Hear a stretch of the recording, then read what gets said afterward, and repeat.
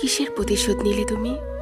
বলো তো, আমি কি এমন অপরাধ করেছিলাম যে তোমার চোখে আমি এতটা ঘৃণার হয়ে গেলাম?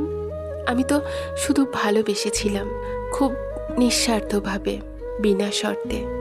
তোমার প্রতিটি কথায় বিশ্বাস রেখেছিলাম, তোমার মিথ্যাগুলোতেও সত্যি খুঁজে পেয়েছিলাম।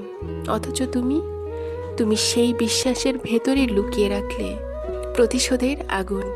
তুমি নিশ্চয়ই খুব ভেবেছ আমি বুঝবো না, কিন্তু আমি বুঝেছিলাম।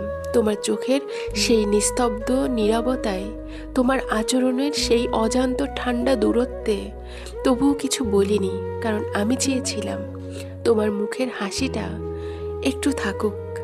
আমি জানতাম ভালোবাসা কখনো প্রতিযোগিতা নয়, আর প্রতিশোধে তার কোনো জয় থাকে না। কিন্তু তুমি প্রমাণ করলে মানুষ চাইলে ভালোবাসাকেও অস্ত্র বানাতে পারে।